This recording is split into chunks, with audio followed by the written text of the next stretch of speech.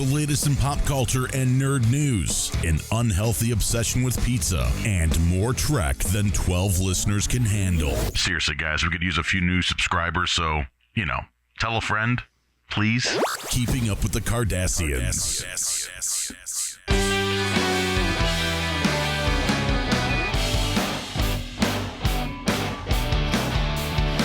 Welcome, folks, to this special early morning edition of Keeping Up with the Cardassians, your source for all Sydney Sweeney news. Is there Sydney Sweeney news? No. Oh. This is Nick. This is Rob.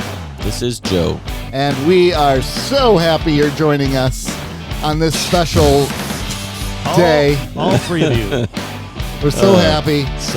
We're so happy. We're so happy. And we're so happy that we're going to talk about music, movies, TVs, shows, video games, comics, toys, and Star Trek.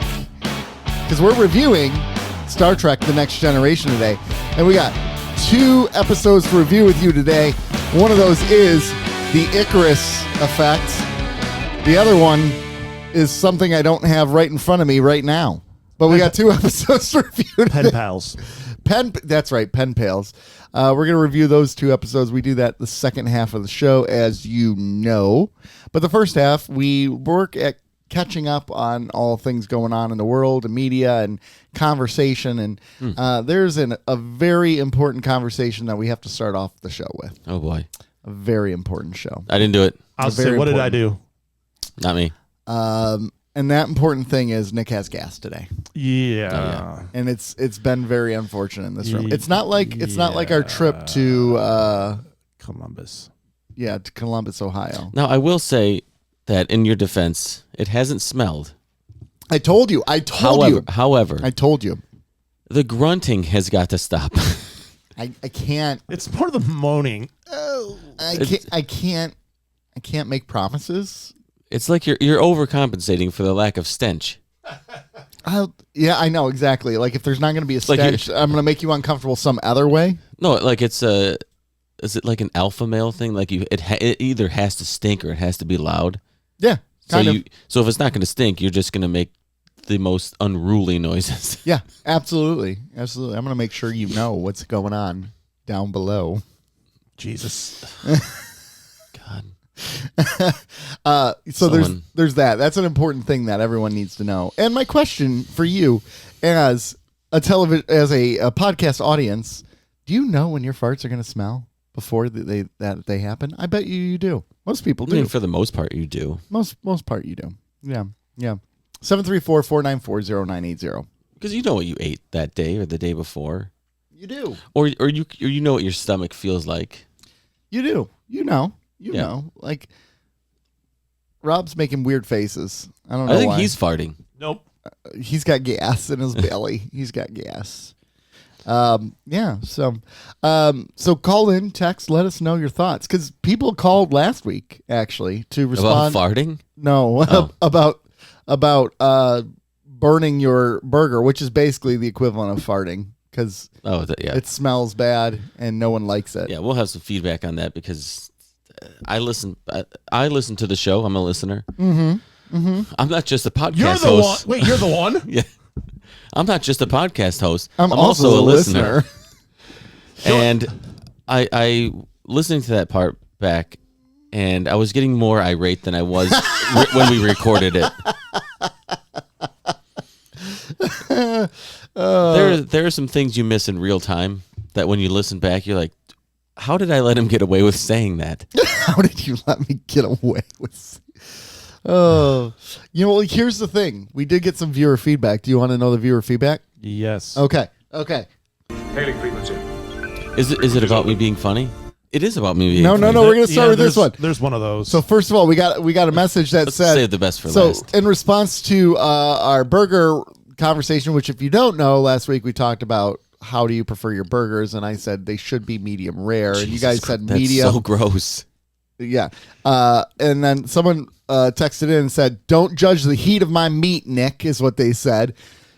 They said, using fire on meat is part of what makes us human, and I won't apologize for my use of it. I go medium well on a burger and medium on a steak for your stats. So that's Both are acceptable. both are acceptable. So the next voicemail said, "Oh my goodness, medium 10 minutes." So 10. I'm assuming they cook it for 10 minutes. I don't know. I'm Okay. assuming so. Is it 10 minutes aside or five aside? Yeah, and they said now you all have to have burgers on the cruise and definitely record the taste test of the correct temperatures of burger. My vote is medium, but they said hot dogs, well done. And finally they added, also, Joe is effing hilarious. Oh, that's Ned. the best. That's Ned. really unfortunate. My favorite. That's my whoever that is my favorite listener. Yeah. I think that was a net. Yeah. Can we nominate people for listener of the week? No. 'Cause I nominate Well, that. it'd be like the same person every week because, No, we're not gonna do that. We're not gonna. Well, whoever celebrate said I was that. hilarious, listener of the week, Yeah. the inaugural the listener inaugural. listener of the week. So thanks for your feedback, viewers. We Except for the appreciate Joe's it. hilarious part. We don't appreciate that. Yeah, we don't. Now, my question is, how do you have hot dogs well done? Are they talking about grilled hot dogs? Yeah, so they're talking about burnt. Yeah, so you get the case where Okay, this might be. This is a pun. This is a hot take because I don't like my hot dogs grilled. really Yeah, I'm not a fan of grilled hot dogs. boiled. Mm-hmm. Boiled, not Yes. not steamed. No, boiling water. So Oh. No, you get. So I like a specific. Okay, if I'm at a barbecue, it's fine. But if I'm making my own hot dogs, I will never ever grill them. Gosh, I knew there was something wrong with you. But I like a specific hot dog and done a specific way. What's your specific hot dog? They're Kogel Viennas. Okay. Oh, they snap. They snap. Yeah. They're absolutely delicious. But the way to cook them is you boil water and you drop them in for 2 minutes, and then you pull them out. 2 minutes is enough. Is the perfect 2 amount of minutes time and then you pull out. 2 minutes is the perfect amount of time before you pull your hot dog out.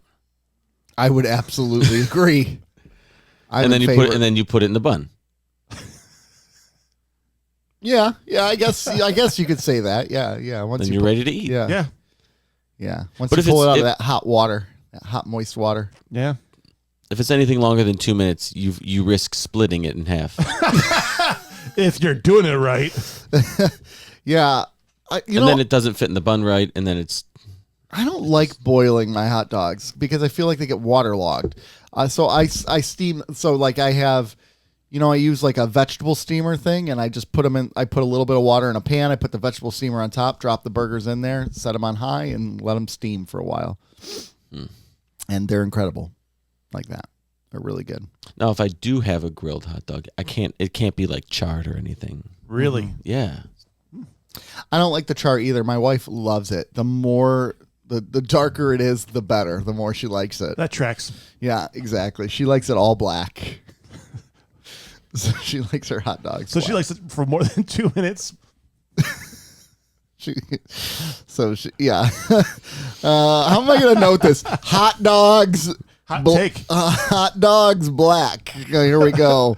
There we go. Okay, chart. For our notes. Yes, show notes. Yeah. For show notes. Yeah. So there's that. What else? That's it. Have a nice day. Oh wait. Cracking deal. Oops. Wow. I hit two at once. Hot dogs are a He's big not very good fracking at deal. fingering things either. No. No, I'm not. So I got some interesting things I want to talk about. So first of all, Rob Schneider is an idiot. Do you guys remember Yes. Rob Schneider? Yes. Okay. Rob Schneider is Snyder. Sorry, He's an Yeah, I got it absolute wrong. moron. He is. So he's gotten hardcore into the politics game, and his sets are almost all politics now, I guess. Wait, sets as in stand-up sets? Yeah, he still Jesus gets them. Christ. So Wasn't he the hot chick guy? Yes. yeah, he was, and the only reason he was famous really was because of He was Adam Sandler's bitch. Yeah, exactly. Yeah. So he he's been known to be kicked out of events now because he starts to stand up and he gets booed off the stage because he just was ridiculous. I guess the other weekend he was at a fundraiser banquet for local hospitals. Okay. So he was at a hospital fundraiser and he got up for his stand up and he went on rants about vaccines. Yeah. Isn't he anti-medicine? Women's rights and how white men are persecuted. The hospital staff had to get up and ask him to leave in the middle of his set. They're like, you gotta go, man. Could you imagine trying to do stand up and you get a nurse at like escorting you off the stage? Oh my god. Rob Schneider has always been like I've never really found him funny. Yeah. I mean, I don't find him funny either. I don't think so. I don't think I've ever really laughed at anything he's done. I like his character in those early Adam Sandler movies, but other than that, like the foreign guy he played, like I don't know what he was, but what were some of his SNL characters? I don't know. The pencil guy, the guy who worked in the office, and he'd be like, Rob Robinator. Robinator. That was a good character, but there's really not much to it beyond that, is there? No, not really. Let's see what else he did. Characters. I think the only movie I liked him in was Little Nicky. I think he was decent in Little Nicky. That's an underrated Adam Sandler film. That's the first one where I checked out, I think. Oh, okay. Little Nicky. I think me too.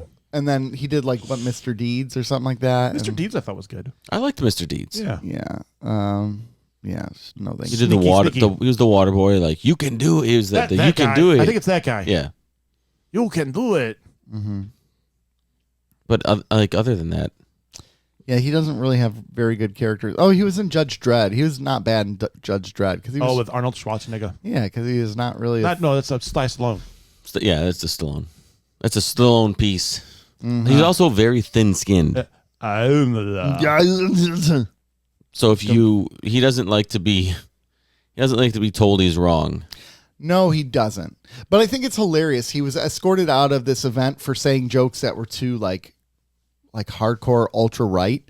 But he was also escorted out of a set at a GOP event in 2023 as well because his jokes were too lewd and offensive. It's like, man, like, so here's where I'm going to push back. Isn't that their platform now? The GOP, isn't it lewd and offensive is our? I know exactly. Look at your candidate. Yeah, thank you. Yeah. Here's where we've talked a lot about comedians, right? And where the line is too far, and you're like, there's no such thing as a line. There's also such thing as knowing your audience that you're presenting your humor in front of, and like, correct. Come on, like you knew what you were doing when you walked in there. Well, maybe he didn't in the GOP one because he thought he had like carte blanche your guy or something. coming up there talking about all these crazy things. So why can't he say crazy things? Right. But he's not. You can't steal the thunder. Mm-hmm. Mm-hmm. If you want to hear my joke, what are you doing? If you want to hear more on our deep dive on Rob Schneider's politics, listen to Righty Tighty Lefty Lucy. Oh my gosh, we said we were going to record Keeping an Up with the episode of that. Kardashians podcast. Part of our network. Part of our network. Yeah, part of our network. What other news is really going on name today? Is still amazing. You know how we talk about comics, movies, TV shows, yeah. Toys, all this stuff. We're adding a new one to the mix today. Well, is it under the umbrella of and more? I know what it's going to be. It's going to be about the train station. It is going to be architecture. Oh my gosh! And the train depot in Detroit. You're so psychotic for your love of that building. Okay, I am. It's a beautiful building. Thank you, Joe. And shut up, Nick. And I'll lead you in. But the fact that it wasn't tore down, and it sat dilapidated and pretty much for 40 years. Okay, so this building was essentially the poster child for the blight of Detroit. Yes, absolutely. Because it's a big piece of beautiful architecture that was abandoned. I mean, there were no windows in it. It was absolutely abandoned inside and out. Dead bodies everywhere. So I have loved this building since I was a kid. I don't know how many people who listen to this, all three of you, that are from the Detroit area, but it's on Michigan Avenue in Detroit. It is sat there. And like Joe was saying, it kind of echoed the rise, the fall, and potentially the rise of Detroit. Yeah. Back in 1913 when it opened, 4,000 people a day came through that building. Yeah. 4,000 people. Because it was an actual train depot. Yeah. Yeah, It was a hub. Well, It was huge a hub. and they built it right along the rail because it was just easy to build it right there because there's trains going there anyway. So, I mean, that was back when Detroit was the 5th largest, going to be the 4th largest city in the nation. And this thing is beautiful. Like the way it was designed, it's just beautiful architecture, and they don't make them like that anymore. No. No, So they do not. for a long time, there's a story I told on Patreon. I won't repeat here, but I conversed into that story. I was able to get into just recently. We'll just call it honestly, and what they've done in there. And I'll post pictures this whole episode long on the internet. That's probably all it's going to be posted on it. Yeah, you won't. Thankfully, you won't get to see our faces. You'll just see No. pictures of the train depot. No. Just the entire time, the train depot. And if you're an audio listener, I apologize. We prefer audio, to be honest with you. But the care that Ford Motor Company took to do this building and the book depository next door is just amazing. Like you go in there, and having gone in there and seen it in its derelict state versus what it is now, it is some of the most mind blowing things you'll ever see. Because Ford bought it in what year? 2018, Jim. And before that, it sat like just Yeah, like nothing. Like honestly- who owned it before that, and they did nothing? Yes, correct. They initially they owned it. They did nothing with it. There was a lot of break-ins. There was a lot of things going on in there. vandalized, and eventually in about 2015, they really sealed it up pretty nicely. Yeah. People still tried to break in, but there was ways they monitored that to make sure that people who got in there got caught. And it was actually quite clever for that company. But anyway, it sat there, and you would go in there, and you're like, "There's no way this thing can be rehabilitated." Yeah. Even in, like I said, even if it's derelict state, it was. it looked like it should have been bulldozed at Beautiful. points. Yeah. And you could see how it was beautiful before that. But going in there, and you kind of just the engineering marvel that went into that, and the care it took for everybody to restore it to its almost first state. They reopened the quarry where they got the original limestone from to get the limestone that matched this limestone. Right. I mean, you think about the floors, the walls were all marble at one point of this 18-story structure. Yeah. Mahogany wood, like they don't make them like this They thing don't. anymore. They do not. They do not. You pair that with a Fisher, you pair that with a Guardian downtown. And if you don't know, I love my city. Detroit, if you are a fan of architecture, Detroit is a city that you should visit. Absolutely. You should study, and you should just take the time to explore because there's so many different styles of architecture, but there are buildings there that are unique to the city. Yeah, They're absolutely. absolutely And, gorgeous. And tons of personality between them too. Like you go to the Fisher building downtown, and sure it's Art Deco, but if you go it's a different kind of Art Deco because it's mixed in with Gothic versus the Guardian, which is just Art Deco and bounce around. The book Cadillac, which is another building that's just wow. But going in there yesterday was one of the coolest things in the world. Yeah. It was absolutely, and then hopefully it does follow that trend of Detroit for the rebirth.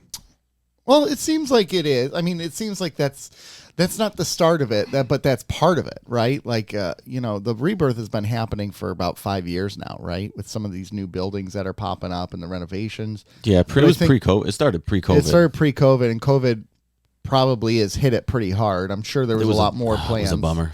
Yeah, yeah. Very It inconvenient. was great, guys. What are you COVID. talking about? Very inconvenient COVID jerks.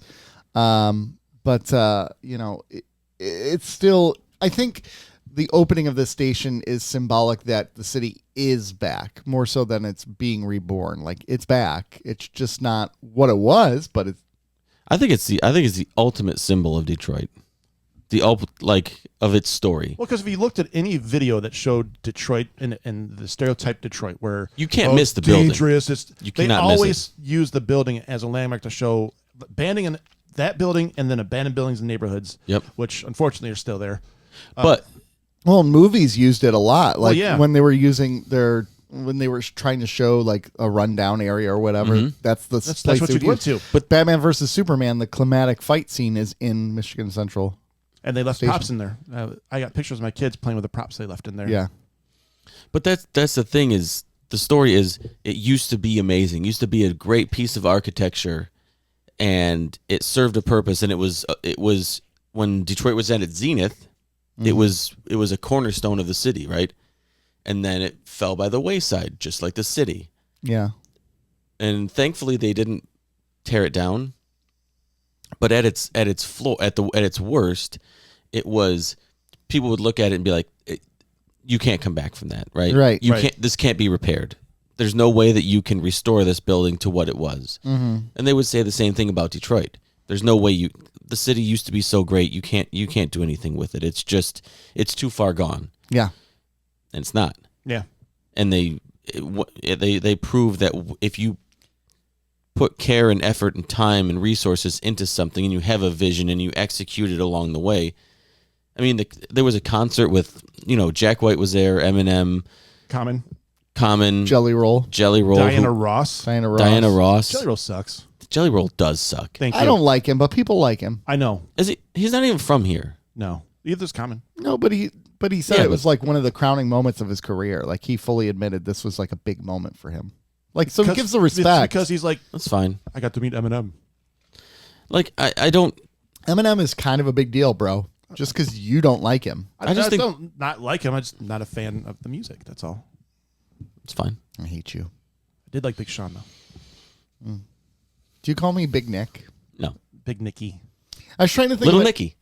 You know the saying, like, if you build it, they will come. Mm-hmm. Train station, you can't build it. It was already built. So If what you is it? restore it, they will come. If you will restore it, they will adore it. Yeah. Yes. Yeah. I like it. All right. Can we get into some other news? Other pop culture news? No, I could talk about the train station. I know you could. We're not going to Join do my that. podcast, The Station, So there's a couple things I want to share on the with Keeping the Cardassians network. There's a couple things I want to share with you. First of all, Hugh Jackman has signed up for a new movie that's going to be on through Amazon MGM, so I think it'll probably be on Amazon Prime. And the movie is called 3 Bags Full, a sheep detective movie. Are you prepared for this synopsis? I need you to be prepared. Okay. Okay. No, I need you to be prepared. I need you to listen. I can't Listen, have you looking at other news. I've seen him. I've seen the Joe Pesci film, Eight Heads in a, isn't it? Eight Heads in a duffel bag. Yep. Yes. Yep. So that nothing could be worse than that. That was pretty bad. Here's the synopsis. This film follows George Hardy, a shepherd who loves his sheep and raises them only for their wool. Every night, he reads aloud a murder mystery, pretending his sheep can understand, never suspecting that not only can they understand, but they argue for hours afterwards about who done it. When George is found dead under mysterious circumstances, the sheep realize at once that it was a murder, and they think they know everything about how to go about solving it. The local cop, Tim Derry, on the other hand, has never solved a serious crime in his life, so the sheep conclude they will have to solve it themselves, even if it means leaving their meadow for the first time and facing the fact that the human world isn't as simple as it appears in the book. Is this animated? No. Okay, two things. Two things. Yeah. Earmuffs for some of our listeners. Yeah. Two things. One, he absolutely fucks those sheep.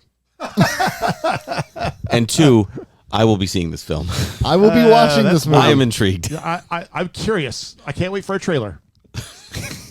Hugh Jackman sheep movie. There we go. It's put in my synopsis of notes. Wow. But Ironically, Pornhub just comes out. That's all it is.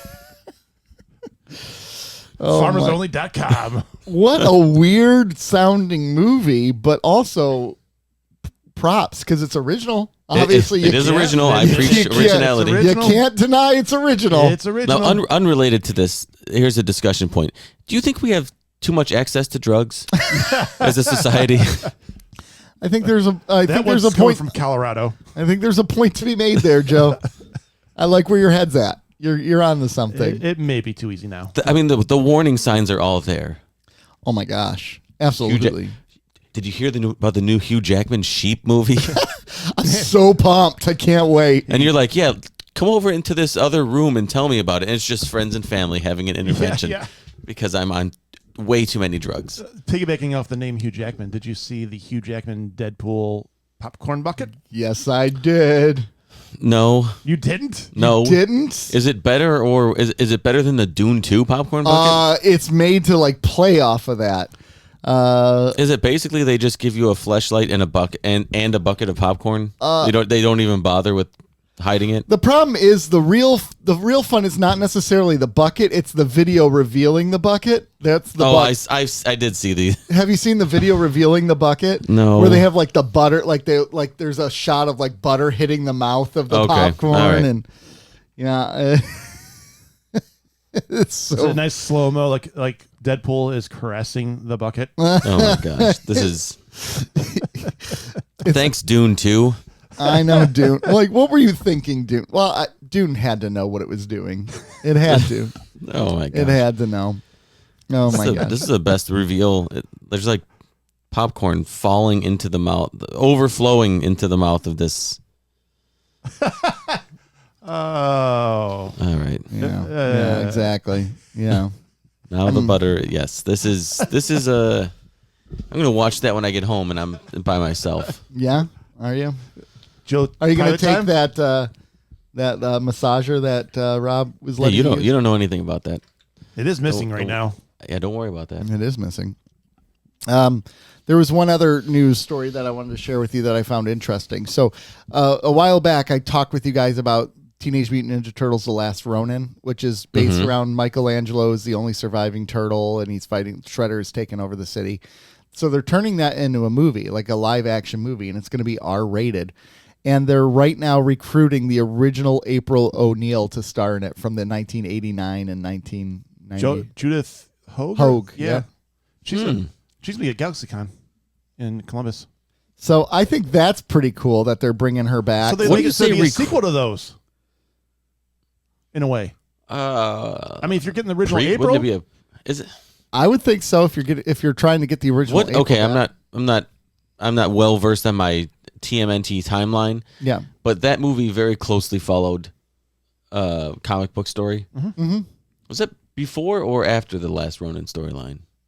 What the The 89 movie. I would think it would be Last before, Ronin happened well after, like because all the it turtles wasn't are even dead. written yet. The Last Ronin is a more recent. Oh, okay. Yeah, because all the turtles are dead, so that's why Raphael's so mad. Well, yeah. Oh, no, it's okay. not Raphael. It's Michelangelo.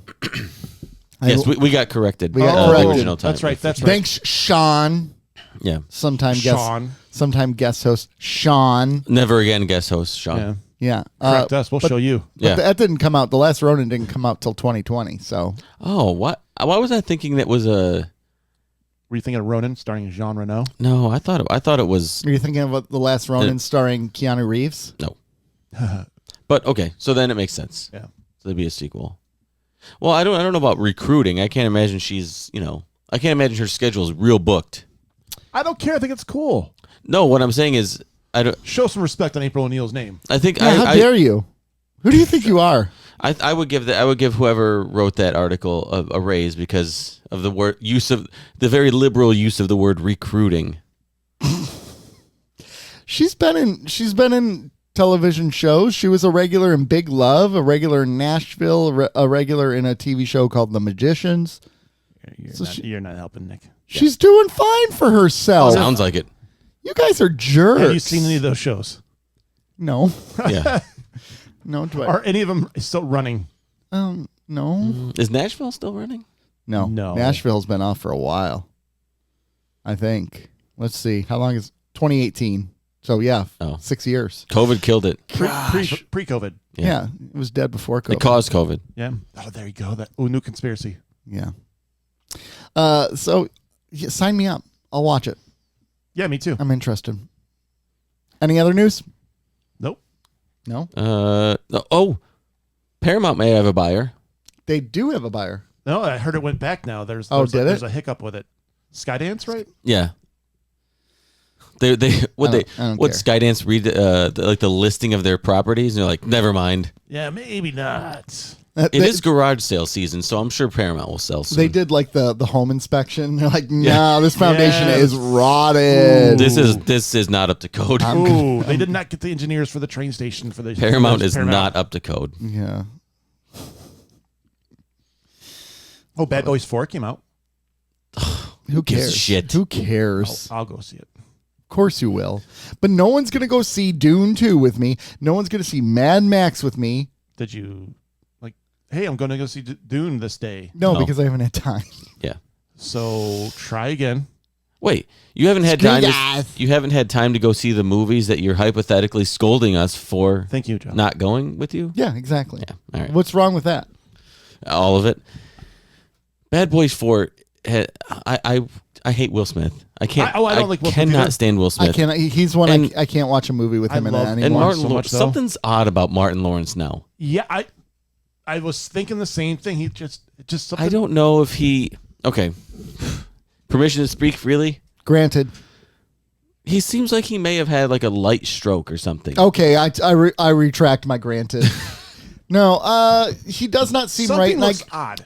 Like I guess he he appeared at something the other day where he struggled to get up to the stage, and Will Smith had to help him. Yeah, he too. just doesn't look in good physical health. No, he does not. Yeah, that's kind of what I meant with looks Yeah. odd. I'm sure there's. Well, I shouldn't say I'm sure.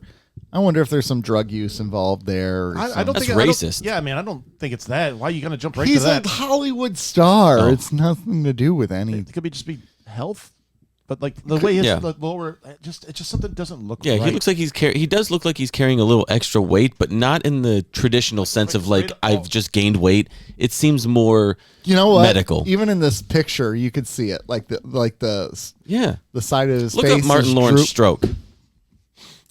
I'm gonna. Oh, go- if he has a stroke now, we're guys.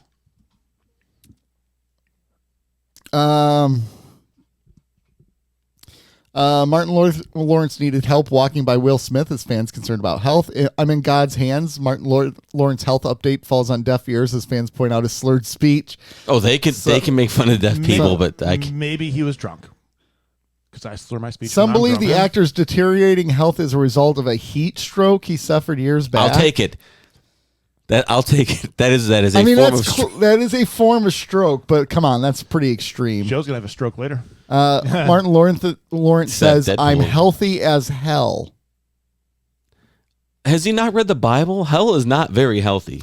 You know, there's always a weird comparison. Man, I feel good as hell. Maybe you should fact check that. Man. My favorite one is it's cold as hell in here. Yeah. Mm-hmm. I never understood cold as hell. Well, if you're Hot as hell works. Yeah. If hell is defined by your definition of hell, some people don't like the cold. That's true. Because there's a theory out there, hell isn't really fire and damnation. It's of what's your worst thing that you can experience, and there it is. Right. Because, like, a dog's heaven is a cat's hell. Because a dog is just constantly chasing a cat, right? Maybe it's where Why it catches must a I cat. feel like that? Why must I chase the cat? Ain't nothing but the dog in me. What are you, a crooner rapper now? Are we done? Are we done here? Did we determine it is a stroke though, right?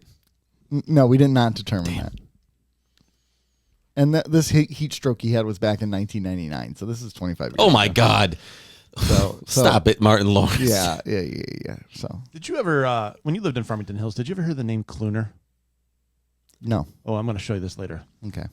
I- The rapper. Yeah. Yes, I know who you're talking Have about. you heard of the king of Farmington Hills? Yeah, king of. Oh my God, it's the funniest shit It I've ever is. seen. It is. It is a funny rap video. Funny. But the problem is, he doesn't take it as. No, he takes it very seriously. I got it later. Okay. I'm so lost. Oh my gosh. All right, are we good? Yeah. We're better than Martin Lawrence. Allegedly. All right, let's move on to Star Trek. So we got 2 episodes here to review with you. We have the Icaurus Factor, and starting with this one is Riker has daddy issues. He's offered a command of a new starship. Not a new starship, but he's offered a command of his own starship, and he has to think it over. But in the meanwhile, there's going to be a civilian transported on board who's going to walk him through his mission on this new ship if he takes it. Well, who appears but Daddy?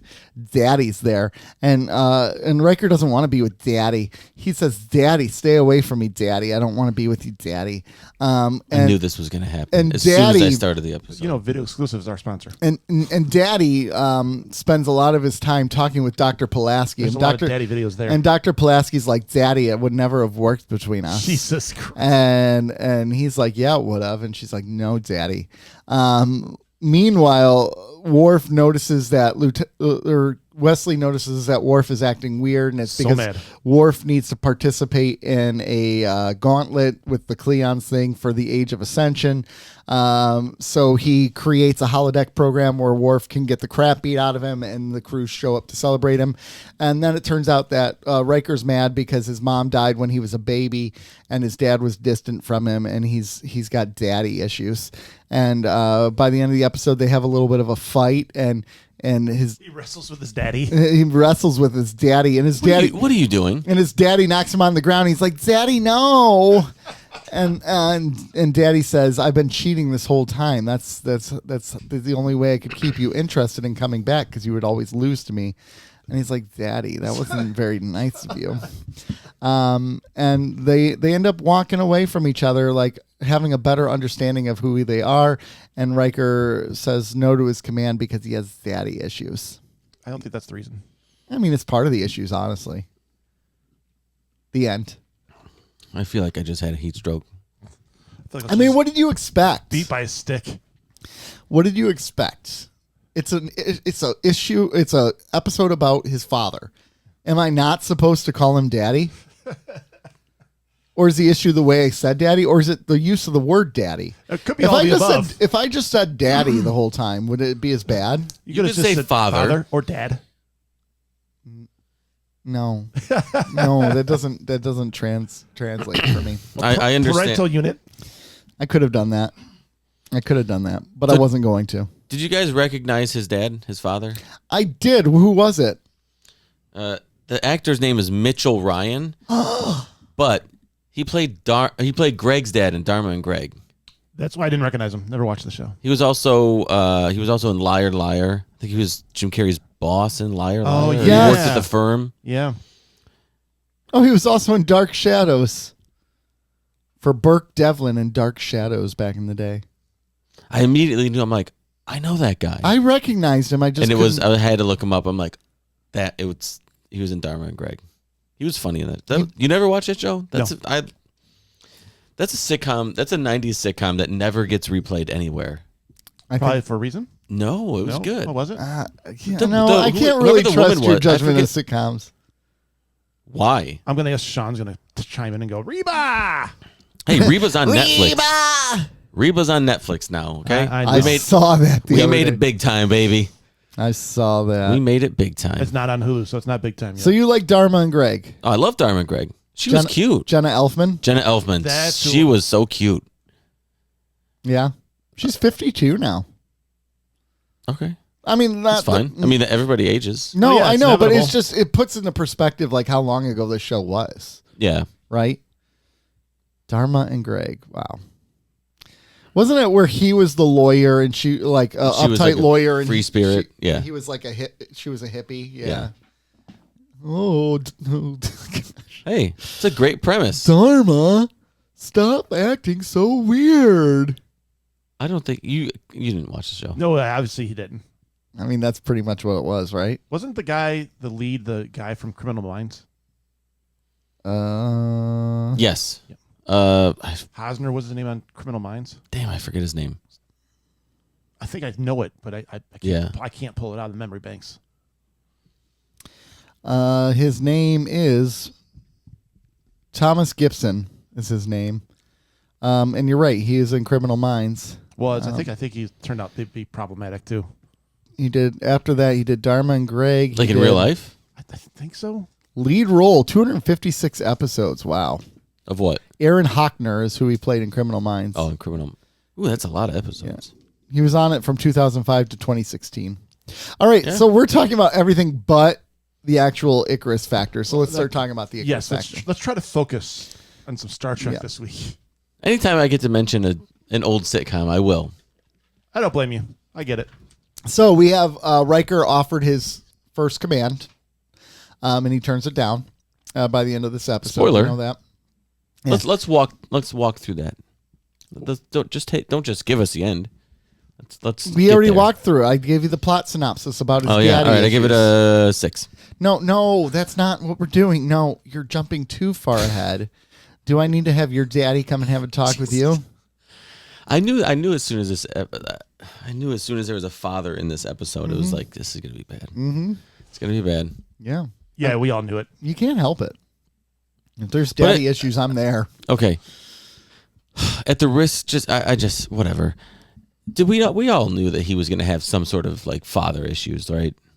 Like you don't end up as Riker. You don't end up like Riker without father issues, right? Like sleeping around. And like he's okay. So Riker's like a good dude, but you don't end up just chasing women all the time if you were raised well. I agree. There's got to be some. I disagree. Rob disagrees. I disagree. Sometimes you just want to chase the cat.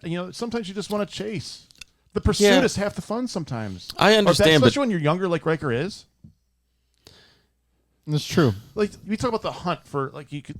That's not exactly the hunt. Wow. No, you are problematic, the sir. Great comparison for when you're looking for a particular issue of a comic book back in the day. Mm-hmm.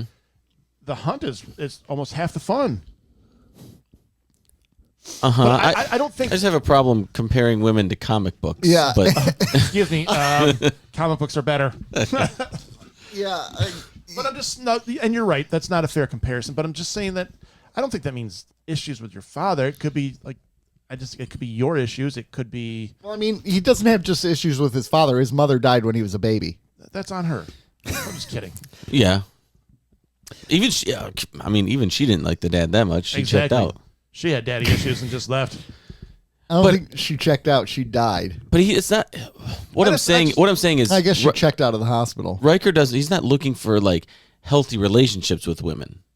He's looking for quick companionship and then leaving. You might be right.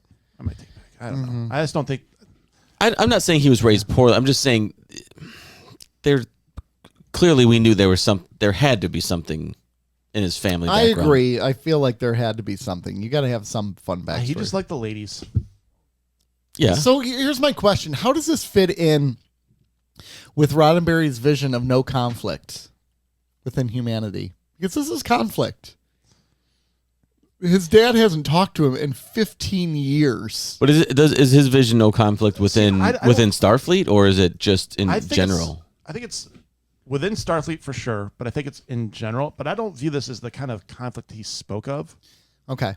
You know what I mean? The conflict he spoke of is if... like there's no coups anymore. There's insubordination. That kind of level of it where to trust your commanding officer. Yeah, and this is I think conflict is when it comes to a father or a family. Yeah, I think that's a different kind of conflict that just is going to be there, especially if you have daddy issues. Okay, and that's the reason for all your actions. All right. I mean, that's just my opinion. Obviously, I don't know, but it just seems like that's the intention.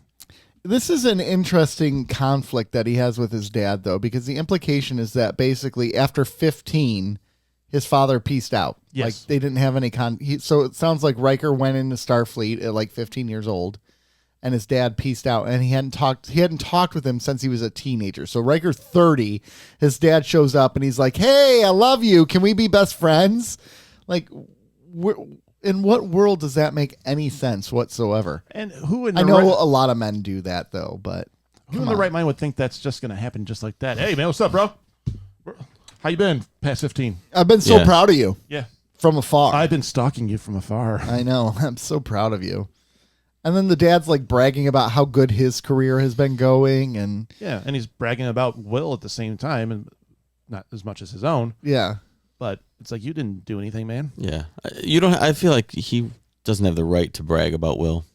No, he doesn't, because you checked out. Like Will said.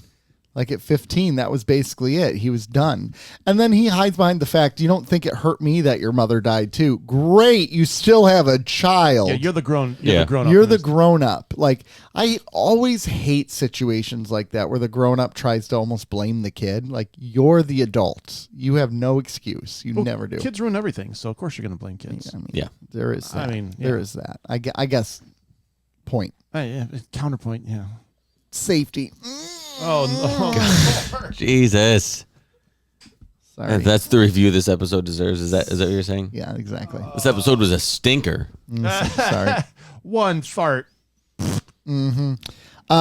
So their argument they end up bringing in Deanna Troi to help the situation.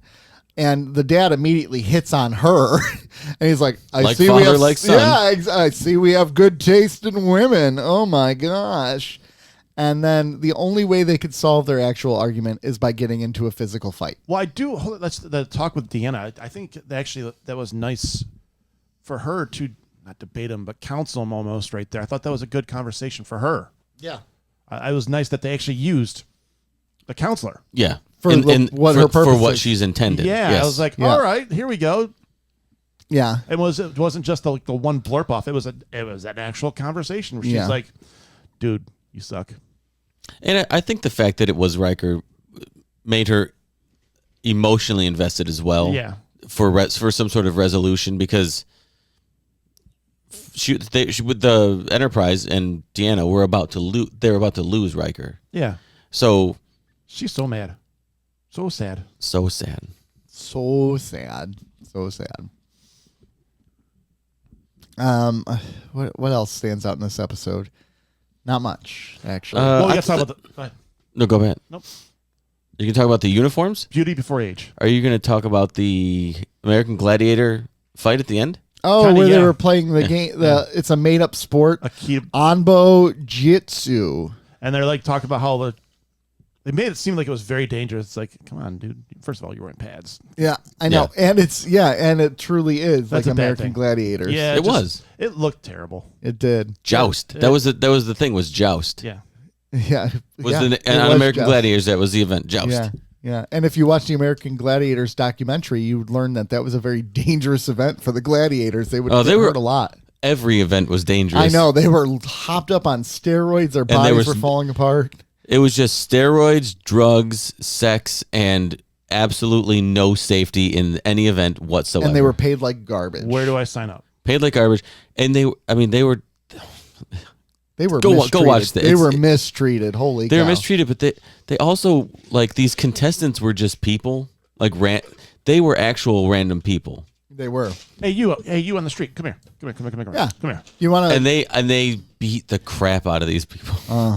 It was therapy for these guys, just like this episode. Maybe this episode. This is what inspired- happened with Worf, right? Yeah. He got the crap beat out of him by John Tesh, because John Tesh was played a Cleon in the ritual scene.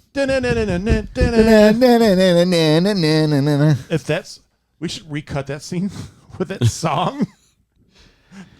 Was that I get the episodes mixed up. Was this the B plot? Was that Worf's? Yeah, that was Worf. I thought that was really good. Actually. And there was good humor in this episode again as well, with Worf, with Data going up to him, trying to talk to him, and being like, "We are your friends. We are here for you." I would like to see a counselor data show. That would be fascinating. That would be hilarious. But I liked Wesley getting chewed out, and then Worf getting chewed out was pretty great. They also had that side story about running the diagnostics on the ship, and it was a waste of all their time. Oh, with Geordi. Yeah, Jordy. Yeah. It was a total waste of their time. They didn't really need to do it. And they all admit it. And Data's like, if I were a human and could speak frankly, I'd say this is I can't remember what the word he used, but This is crap. pretty much. I appreciated the fact that they went through the ceremony for Worf. Yeah. It was a nice gesture, and I don't know. We're seeing Worf become more Klingon, Yeah. He's kind of embracing or at least being educated or whatever it is. yeah. Because in the beginning he was just, you knew he was a Klingon, but he didn't really. He was like Starfleet and not so much Klingon. There wasn't a lot of Klingon substance to him. Yeah. And now through a couple storylines, they've sort of colored in the background. Well, it's like the writers are like, wait a second, guys. Wait a second. Worf is Klingon. we have to make him a Cleon. Yeah. Hold on 1 second, guys. There might be a story opportunity here. Yeah. Yeah. Yeah, they did a good job with that. They did a good job bringing that in. And I thought him going through and then at the end, like going through the ceremony and the gauntlet and being like basically tortured. And then at the beaten. end, he's like, "Thanks." Thank you. And they're all staring at him. Because he was clearly, I thought his conflict was more compelling than the Riker. Oh yeah, for sure. I agree. Than the Riker one, because I don't know. You could tell it meant a lot to him because he was clearly he was upset immediately when Riker's dad joined the ship. Well, yeah, when he found out Riker was leaving. Yeah, that was just icing on the cake for him. Yeah, for sure. His line with Data when he's like, "With all due respect," and he yells at him, "Be gone!" And then afterwards, "Sir." I'm gonna try that at work. With all due respect. With all due respect, out of my office, sir. Sir. Yeah. Also, can we talk about how much Pulaski sucks in this episode too? She had a relationship with Riker's dad, and she's like, "I just never saw the need to talk with you about it." Yeah. You don't think? Well, I mean, you don't think it'd be like, yeah, I know your dad. Yeah, I banged him. I banged your dad. No, you don't have to be like that. But I banged your dad multiple times. We was in love. And of course, Riker, the dirtbag, and Pulaski had a relationship. Of course, right? It's like, if you want to give us another reason to not like Pulaski, you've done it. Yeah. Congratulations. She clearly has a great taste in men because he's a jerk, and she went for him. I would have ran away with you. Gosh, so ridiculous! Like that's demeaning to her character. I say Riker should have nailed Pulaski in this episode. You think so? Revenge. Yeah, as retribution. Hey, Dad, here you go. What a twist! I found Data's line he has: "If I were not a consummate professional and an android, I would find this entire procedure insulting." There it is. Yeah, I love it. What a well done. That's the line you should use at work. If I were not a professional and a manager here, I would find what you said to me insulting. If I were not a professional and a manager here, I would reply with see prior email. See prior email. Per my last email. You know what? Respectfully, go fuck yourself. Fuck off. You know, I think for me, this episode doesn't work because I didn't find his father compelling. No, not at all. I didn't find it like a good character. He wasn't even remote. Like the whole idea was he's supposed to be this likable man. Like everyone falls in love with him, but he was never there for his own son. No. He's not likable. And unfortunately, we all seen those parents out there that try to outdo their kids. And it's just, I don't like seeing that in real life, let alone on TV. Yeah. I did not find that storyline as compelling as it could have been. And even like the wrap up at the end where they like have an agreement and they go their separate ways. No, man, he abandoned his child. Like at 15 years old, he's like, I'm out. No, there's no coming back from that. I mean, yeah, there is at some point, but it doesn't happen that quickly. No. But I mean, you can come to terms with what a relationship is. Bury the initial hatchet. Yeah, like I think a lot of the animosity was the fact that he was gone for 15 years and he didn't have the opportunity to talk to him and face to face and hash out what their issues were. And they did that and with sticks. Yeah. But Blind. they did that and the end result was they closed their eyes and bashed each other with sticks. Not necessarily closure, but it was acceptance. Acceptance of what the relationship is. I think Will Riker realized that his dad, he's not missing much. Right. So the fact was he just didn't like him being gone for those 15 years. He can't get that back, but going forward, like he can dictate and control how much influence he has in his life, and it sounds like he doesn't really care to have much of his dad in his life. Yeah, he just needed to do healing on his own. It's not like a real clean, like, well, wash your hands. It's more of like my dad, I don't really what are you going to do? Yeah, I don't really need this relationship, but I'm glad I got to talk to him and tell him that it hurt that he was gone. Yeah, and I wish he would have died instead of my mom. Oh, yeah. So that's always a fun one to lay on him. Yeah. My dad tells the story that he did that years ago. His father died when he was 14, and he was really mad at his mom one time, and he said that. He's like, I wish you died instead of her or him. That's a dagger. I don't know if you could come back from that. I don't. As a kid, you can, because you're a kid. Yeah, as a kid, but yeah. You got to you do. That's tough. You got to really mean it. Yeah. Because you can't really be like, Yeah, I'll take that back. Yeah. Yep. Oh, remember what I said earlier? My bad, bro. I was just joking around. Yeah. I don't really want you dead. I'm glad he's dead over you. Yeah. You can't. Do that. Yeah. How do you recover? You I can't. know. You can't take that back. I take it back. I'm glad Mom's dead. Yeah. I didn't like her anyways. Yeah. Yeah. She's a quitter. Another sign that Pulaski sucks. She's been married 3 times and divorced 3 times. The more impressive thing is that she's been married 3 times. Like, she fooled a guy 3 times and be like, yeah, I'm great. Well, she didn't fool a guy 3 times. She fooled 3 guys once. But which they're is all easier still to do. good friends. Yeah, right. They're not good friends with you, Well, in the Pulaski. 24th century. Well, why are No you- conflict. Yeah. Not even in divorce. Yeah, I'm sorry. They're not doing a good job making us like Pulaski. I'm just saying.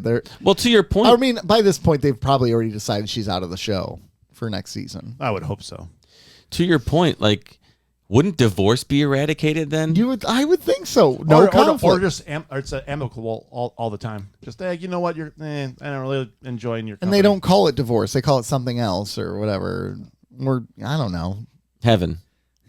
Tell us more, Joe. It's fun. Can you imagine if you just went up to your ex and just been like, let's kill it. And they were just like, yeah, okay, let's do that. It doesn't work out. How easy would that be? No conflict. There you go. Yeah. It would be kind of nice, wouldn't it? You don't have a personality or much of anything else. Let's go. Mm-hmm. That's actually how yeah. Yeah. You changed. I didn't. Yeah. This clearly isn't working anymore. Yeah. If you would just sign this paper. Yeah. That's If you just sign this piece of paper saying that you are wrong, I was right, and things are not working out, and you are... No conflict. Yeah. See, Yeah. I don't know if they have the paper thing because it's just as simple as like, we're over. Computer, divorce me. Computer, end program. Sweet. Anything else on this I don't think so. Pen pals. You want to talk about pen pals? Yeah. Nah, not really. Wesley gets his first command. He's in charge of a survey Minecraft. mission. And basically they're all like, should we give him command? They're like, yeah, he's got to learn somehow. Even if he falls on his face, he's got to learn. So they give him this command, and right away he meets an ensign who's an idiot, who's a jerk, who's a butthole. The whatever his name, he was just cocky and arrogant. If you feel overwhelmed, I'll take over the mission. It's like, you're an ensign too. Shut up. So he has a team with an ensign and a married couple, which the ensign makes sure to tell him he was wrong on that too. And he goes through this mission, and they question his command, and instead of him being assertive in like what he wants, he's like, yeah, maybe you're right. And he goes and talks to other people, and the other people are like, dude, be confident in what you want to do. So he comes back and he's confident. His confidence helps because in the meanwhile, Lieutenant Commander Data has decided to become pen pals with a girl on a planet that doesn't have warp drive. And Picard's like, bro, what is your deal? And Data's like, sorry. You did what? But she's going to die because there's going to be volcanoes going off there.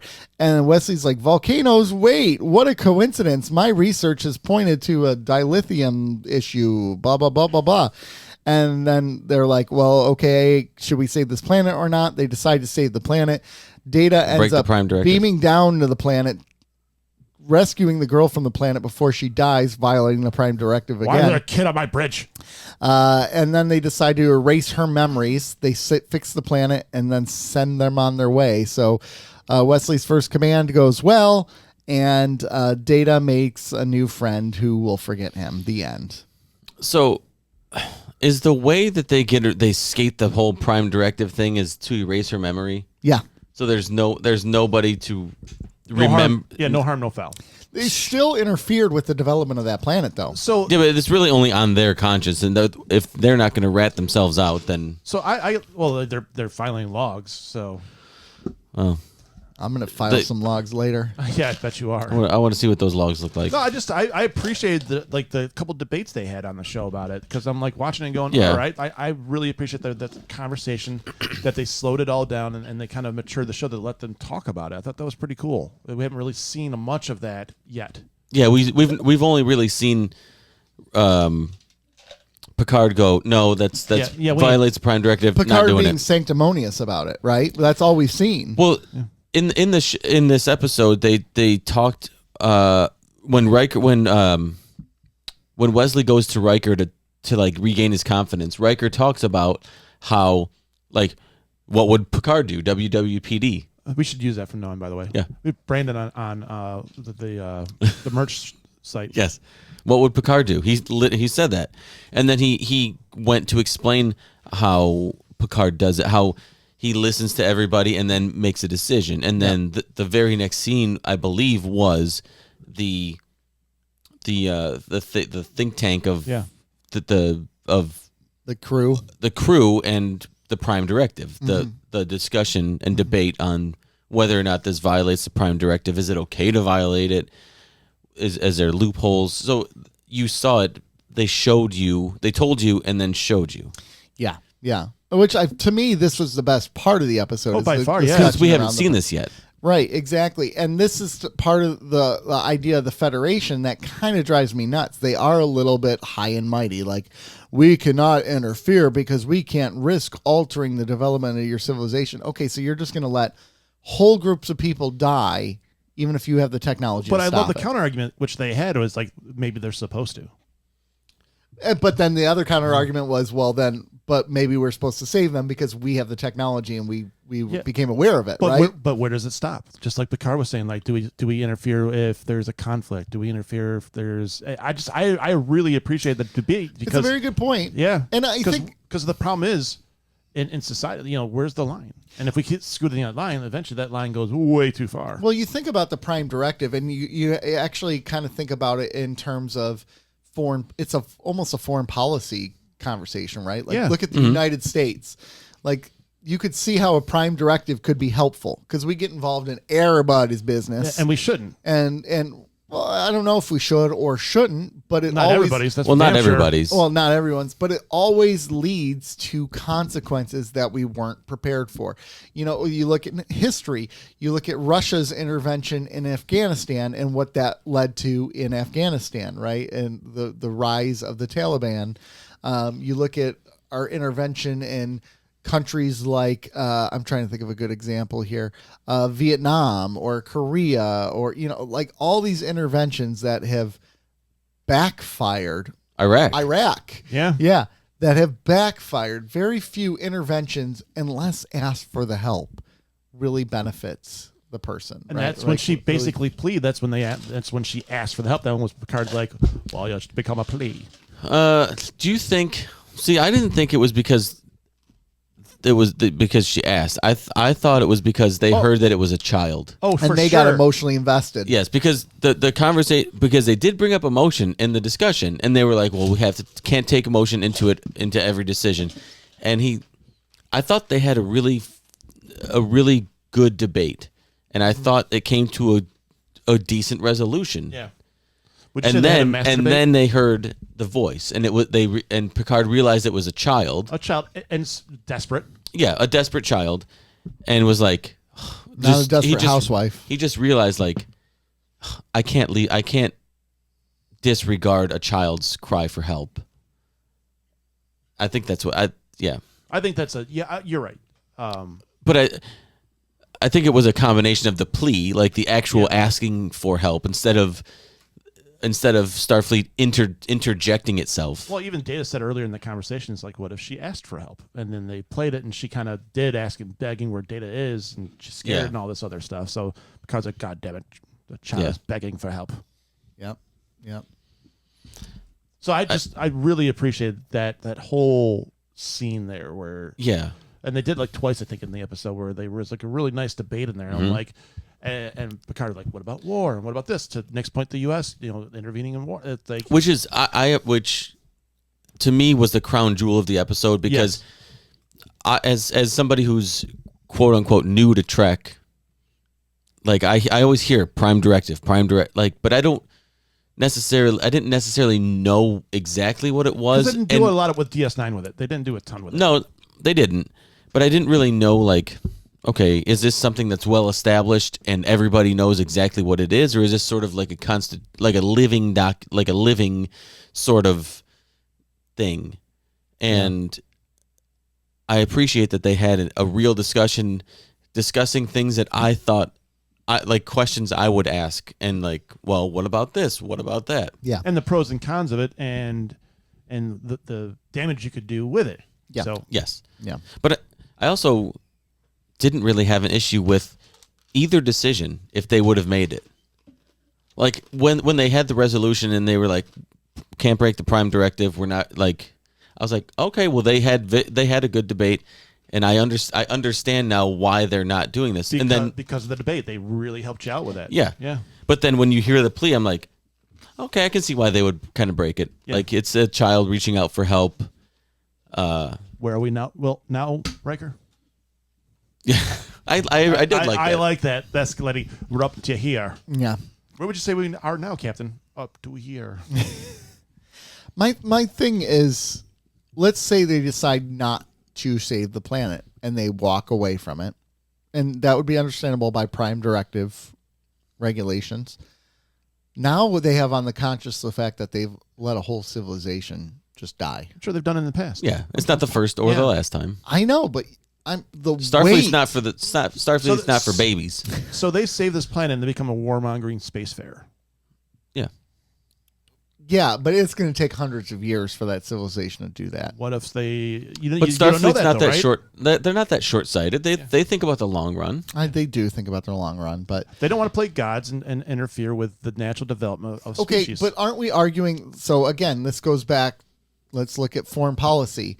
There's a genocide happening somewhere, and we're like, we got to stay out of it because we don't know what the consequences of that are. That doesn't feel right, does it? No, it doesn't feel right, but sometimes the right decision is the hardest decision. No. When I say that doesn't feel right, I don't think that's right to stay out of a decision like that. If a genocide is occurring and you decide to stay out of it because you're like, it's not our business. Oh, you mean like World War II, where we stayed out of it for a while? Yeah, World War II, Africa with Rwanda. Like there's been many wars in Africa that we stay out of it or decide to get involved, but mainly stay out of it because there's no money in it. It's a tough decision to make. What the right decision is? Rwanda, the Israelites or Jewish folks. I mean, it's just.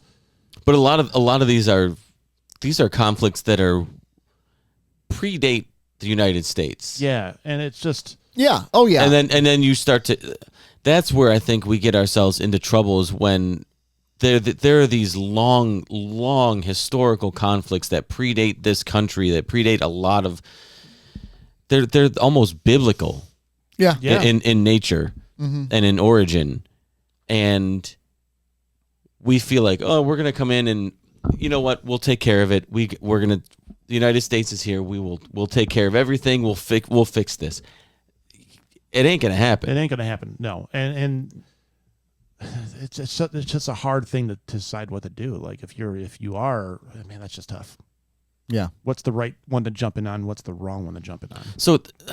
So what about like the invisible hand of the free market then? What about the bailing out of auto companies or banks? Should we have done it or should No. So we should not have got involved? There's a very big difference what- between but- so- people but will lose money and genocide. I don't think it's just people losing money. If banks were let to crash and the auto companies were let to crash, it would have been because there was a depression. a depression beyond what happened in the 30s. Think of how many people? Because Ford didn't take the money. GM, everybody, GM Chrysler did. Yeah. yeah. How many people would have been out of jobs if those companies folded? What would have been the economical? Plus, if you look at the Starfleet debate, those companies are members of the Federation. You can play that long-term game, right? Okay, they bailed these companies out. That money's now debt that the government carries, debt that is leading now to people. It's not even arguing real for, debt, though. Yeah, it's not. I'm not government's arguing debt- with. Yes, but it's the same argument why they're saying we got to cut these programs now because of what we did back then. So it's that cause and effect, right? If you let the hand of the market play out, if you just let things go, too big to fail. I always hated that argument, too big to fail. yeah, you're right. I feel like it's important for things to fail because then too big to fail. Then Walmart takes over the world, Amazon takes over the world. Like They're doing it anyway. Yeah, they're going to do it because we basically support that. Like our government supports them and gives them subsidies and does all these That's things. tax base, Right. Of course, you're going to. But too big. I mean, too big Government's to fail. point of view. Too big to fail is. Well, I don't know. It's actually true. Yeah. These entities became so big and so powerful in nature, in our economy, that their failure would have been catastrophic to not only like the monetary value of the economy, but the people that. It would have been It very would have been, catastrophic. you know, And I'm not arguing that. I think it would have been, and it would have taken a long time to recover from it. It would have taken generations. And this is the same argument about stepping in and saving a planet. It would take a long time for them to recover from a massive disaster like that. But at the same time, what damage are you causing interfering too soon? Maybe interfering will cause more harm, right? So I don't know. I don't know. It's a very complicated issue. I don't think there's a right or wrong answer. I don't think there's like a black and white, like right, wrong. You can justify either decision. way. Yes, Exactly. That's one of the things I like about the Prime Directive is that it's a very hard decision no matter what you do. Well, and which is why it's supposed to be such a firm rule, because it's supposed to take out that decision. You don't have to sit there and think about it. Do they have warp drive? Nope. Then you're out. Yeah, because they're not in the same playing field as you. Yeah, exactly. You're basically teaching cavemen how to use a cell phone. No, we're not going to do that. Like, there's no point. As long as there's humans involved, there's going to be emotion in a decision. Yeah. And if you can't completely take emotion out, then there's going to be at some point an internal struggle. Yeah. Yep. Because you're going to be emotionally conflicted with however it is, like you just feel when something's right or wrong, or you feel it in your body when there's some sort of like, this doesn't feel right. Yes. And eventually something's not going to feel right, and you're going to take pause. Yeah. So that's why that's the one inherent flaw with the Prime Directive is it may be designed to take decision out of it, but you can't completely remove emotion from any decision. You cannot. And when it's involved, it will manifest. Which speaks to even the issues that Wesley is having in his command, right? Riker has a conversation with him. There's a such thing as being responsible, and there's a such thing as taking authority. And there's a difference between the two. Sometimes with authority, you need to take emotion out of the decision, and you just need to go for it. The problem with Wesley, while he was trying to take his command, is he was too worried what his subordinates thought. Yeah, it's like, no. Take command, take authority.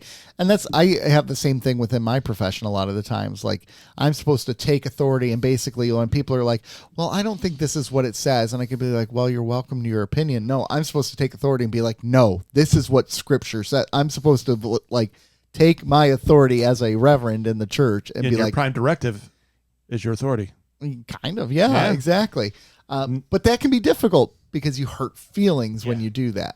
So Wesley's really dealing with these same kind of issues, which I think makes for an amazing A and B plot. Like, this episode does a really good job balancing the plots. And I don't view those guys questioning Wesley as they're questioning because he's a kid. It's just they're getting him alternative. Hey, this is a lot of work. Do we really have to do this? I don't know. That one ensign sucked. Well, I mean, he was a douche at first, but ultimately when Wesley's like, let's do that, what did he do? He goes, okay. And then he gave him credit later on. Yeah.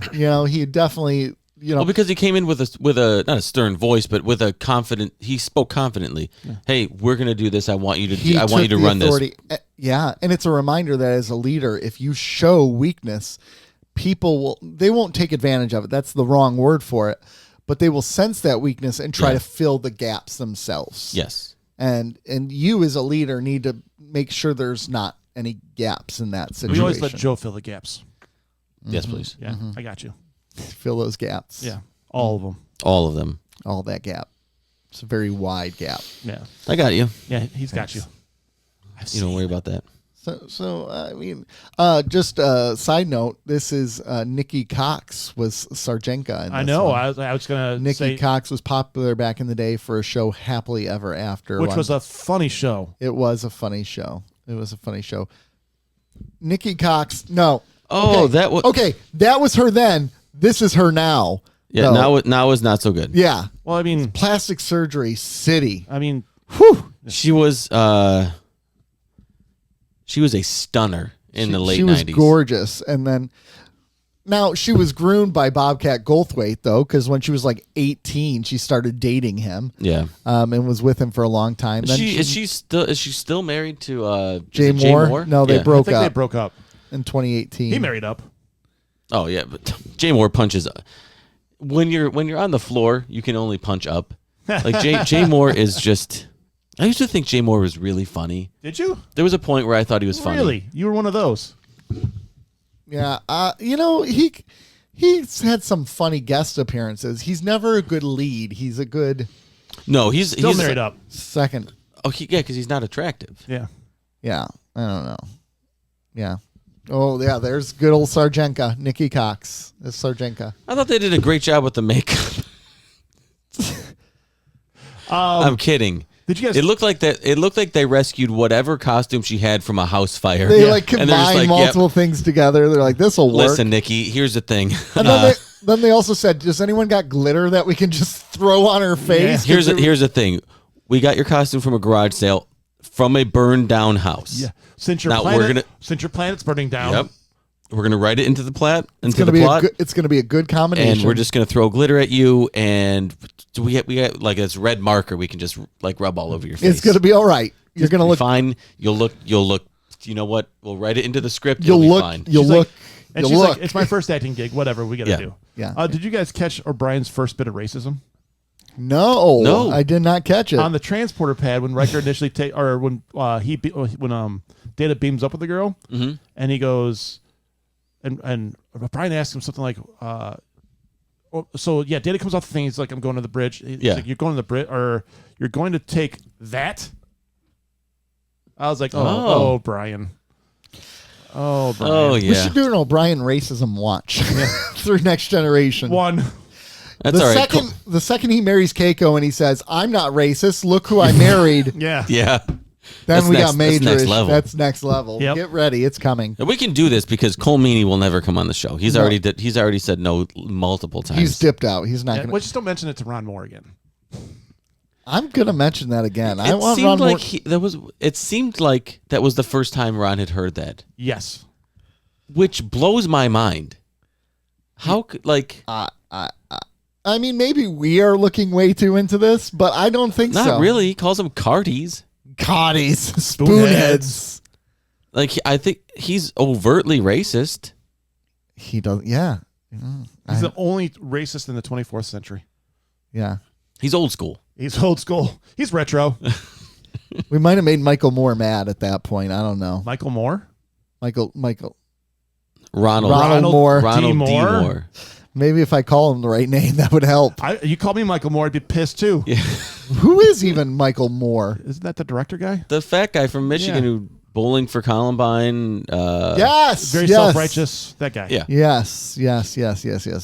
Very different man. Yeah. All right. Can we review these episodes? We just did. Like, give them ratings. Yeah, there we go. All right. Let's start with the Icarus factor. The ick factor. Yeah, I'm going to, you know how we always based on our conversation, this elevates this. Yeah. Just because of the number of times you said daddy, this is a 4. This is a 4 to me, too. I was going to say 3.5. I didn't really, other than the Worf thing. I really liked the Worf thing. It was good, but it wasn't. Does it elevate the episode? No. It elevated the episode. Otherwise, it would have been like a 1. Oh, I don't think it would have been a 1, but. No, I thought it would have been a 3. Yeah. The Worf storyline saved it a little bit. I did find it cool that it was Greg's dad. Yeah. Oh, Dharma and Greg. All right, let's go on to the next episode, Pen Pals. What do you give Pen Pals? I'm going to give Pen Pals an 8. Wow. An 8. Yes. Wow. Okay. I was like a 6.5. Damn it. I was going to say 6.5 too. You can still say 6.5. Damn it. All right. Well, I mean, that's still a good episode for us. I mean, we're not. I mean, we said. I thought it was. We said above average. You said good. So I thought, in the context of what I've seen so far, this was a top 5 episode. I really did enjoy it. I really did, but I thought not enough to put it in that upper echelon. But I thought it really dove the deep dive in. Deep dive into the Prime Directive, and then the juxtaposition of like new leadership versus mature leadership. Yeah. I thought it was. I didn't really have too much of an issue with anything in the episode. I thought it was really well done. Yeah. And it gave a lot of insight. It shined a light onto the Prime Directive and the struggles when certain things happen. Yeah, I really love the back and forth, and I really did enjoy that. Well, what if this? What if this? Where's the line? Yeah, Pretty good. the line must be drawn here. Yeah. This far. No fire. We'll get there. We'll get there. We'll get Joe. there. We'll get there, Joe. But before we check out of here for the rest of the day, remember, go to the video store, rent something from Video Exclusive. I don't think they want to be associated with this episode. Go there. Go I get a think it's the movie. last two Dearborn episodes Heights. They didn't want to be associated Video with. Exclusive, one of our sponsors. We love them. You can get all your physical media needs, DVDs, VHS, Blu-rays, 4Ks. How dare you speak about physical media in front of us? He's got to Son promote. of you got a set of balls on you, sir. Yeah. I do. That's debatable. Put him on the table. Let's see. Okay. Well, his shirt's already untucked, so It is. Cardassians after night. So do that. Follow us on Twitter. Follow us on Instagram. Patreon. We're going to have to talk about Twitter now. Why? Did you hear the news about Twitter? No. They now allow like hardcore porn on there. Sweet. All right. Let's do it. you will see a vast increase in posting. What I mean is like it's causing a mass exodus of people. Like so we're See, I gonna, was just ahead of the curve. So shut up. Joe and I are going to film them special right now. I for knew X. I knew it was coming. But anyways, Daddy. It's been great, folks. Thanks for tuning in. We really I'll appreciate go get the it. tarp so we can film our X special. That's hard. You just tarp, squeegee. Yes. I'm gonna need a tarp with all this gas I'm having. Get the massager out real quick. Oh, okay. Thanks for tuning in. Thanks for keeping up with us. We love y'all. See you next week. Bye.